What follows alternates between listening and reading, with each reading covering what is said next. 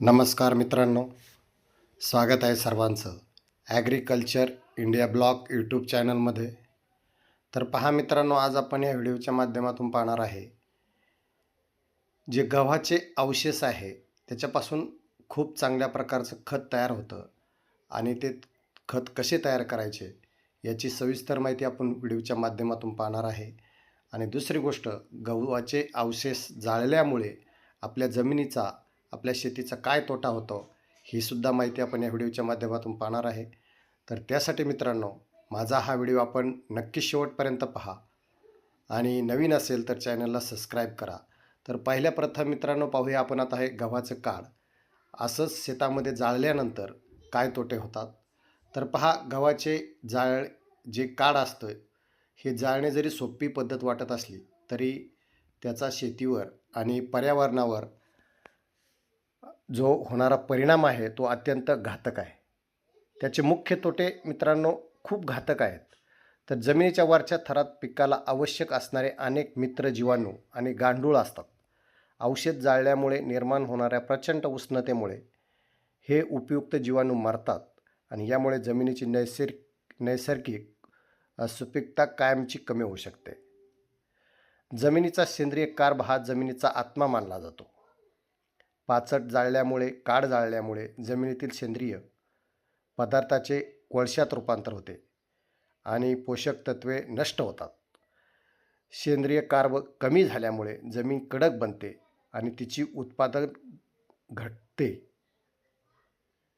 तर गव्हाच्या काढणीनंतर उरलेल्या अवशेषांचे नत्र, स्फुरद आणि पालाश यासारख्या महत्त्वाच्या अन्नद्रव्ये असतात आणि जाळल्यामुळे ही तत्वे राखेत रूपांतरित होतात किंवा हवेत उडून जातात, ज्यामुळे आपल्याला पुढील पिकासाठी मिळणारे जे नैसर्गिक पोषण मिळत नाही.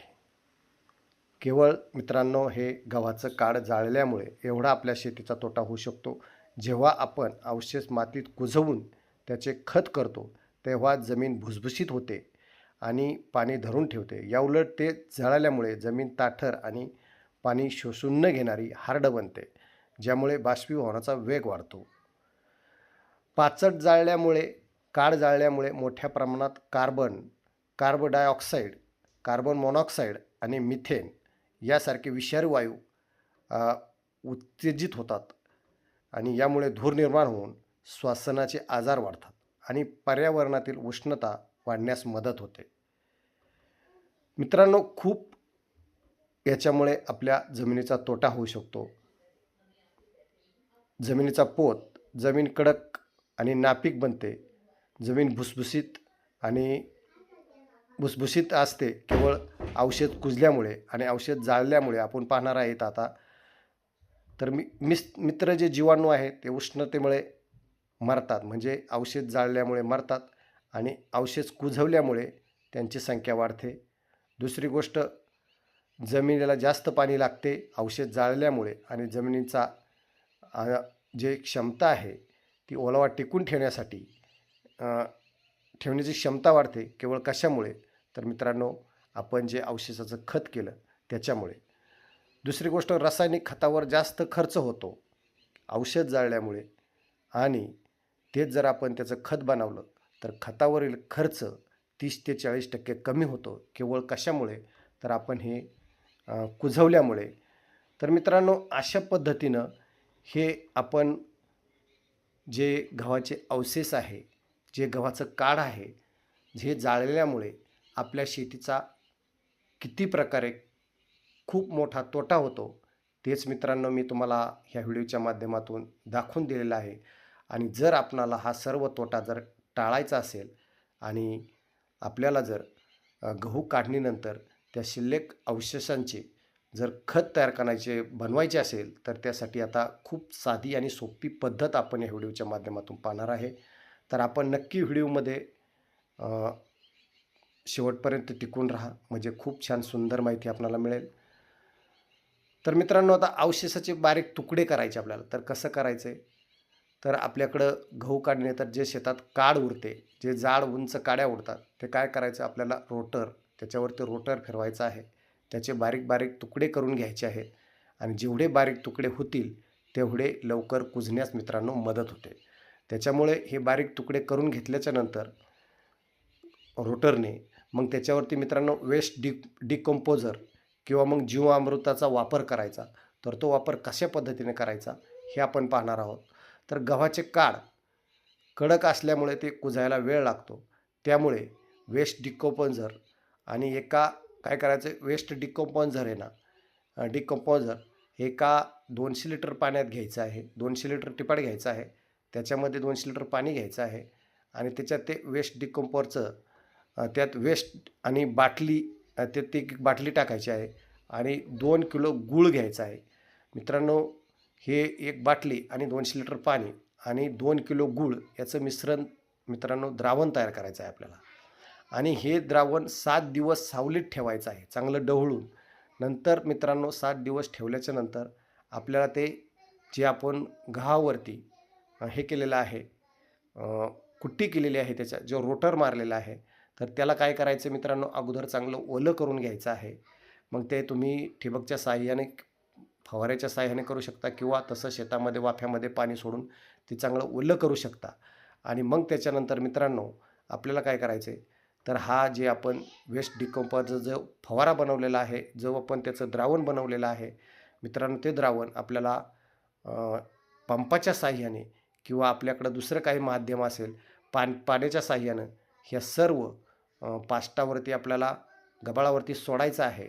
आणि हे सोडल्याच्या नंतर हे पूर्ण चांगलं टोटल ओलं करून घ्यायचं आहे मित्रांनो. आणि मग हे आपलं जे गव्हाचं काड आहे हे कुजण्यासाठी याचा खूप मोठा फायदा होतो. दुसरी गोष्ट, जीवामृत, शेण, गोमूत्र, गूळ आणि बेसन याचे मिश्रण असलेले जीवामृत मित्रांनो पाष्टावर सोडल्यास कुजण्याची प्रक्रिया वेगवान होते. म्हणजे काय करायचं, शेण, गोमूत्र, गूळ आणि बेसन यांचं एक चांगलं मिश्रण करायचं आहे. आणि यांचं मिश्रण केल्याच्या नंतर आपल्याला हे मिश्रण आपल्या ह्या पाष्टावरती ह्या जमीन आहे त्याच्यावरती जर आपण शिंपडलं तर मित्रांनो त्यानेसुद्धा आपलं जे गव्हाचं काड आहे हे मित्रांनो कुजण्यासाठी खूप चांगला मदत होऊ शकते. दुसरी गोष्ट, पाचट कुजण्यासाठी नत्र आवश्यक असते. एकरी 100 ते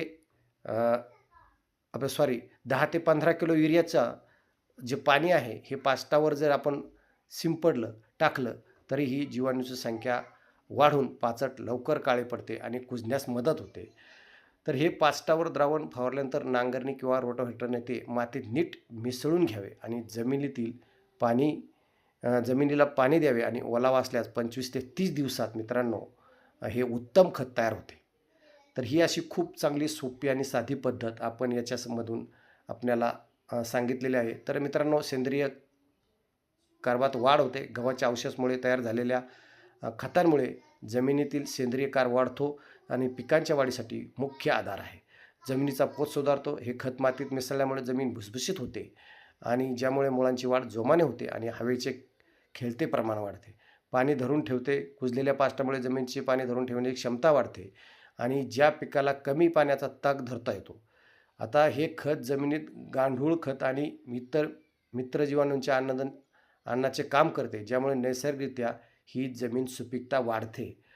तर मित्रांनो, अशा पद्धतीनं ही खूप छान सुंदर माहिती मित्रांनो आपणास मी ह्या व्हिडिओच्या माध्यमातून आपल्याला देण्याचा प्रयत्न केलेला आहे. दुसरी गोष्ट मित्रांनो, रासायनिक खतावरील जो खर्च आहे तो खर्च कमी होतो आणि पुढच्या पिकाला सोयाबीन असेल, कापूस असेल किंवा ऊस असेल, सुरुवातीपासूनच नैसर्गिक पोषण मिळते आणि त्याच्यामुळे गव्हाचे पाचट कधीही जाळू नका. पाचट जाळल्यामुळे जमिनीतील उपयुक्त मित्र कीटक मरतात आणि जमिनीची नैसर्गिक ताकद कमी होते. त्याऐवजी त्याचे खत करणे हाच सर्वात पॉवरफुल पर्याय आहे.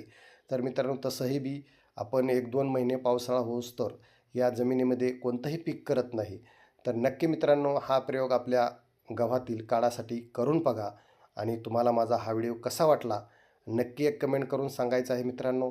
आणि असेच माझे नवनवीन व्हिडिओ पाहण्यासाठी माझ्या चॅनलला सबस्क्राईब करा आणि हा व्हिडिओ आपल्या इतर मित्रमंडळींनासुद्धा शेअर करा. तर चला मित्रांनो, असाच एक पुढील नवीन चांगल्या व्हिडिओसाठी माझ्या चॅनलला जोडून राहा आणि असाच एक पुढील नवीन व्हिडिओ आपण तुमच्यासाठी घेऊन येत आहे. तर चला, जय जवान, जय किसान.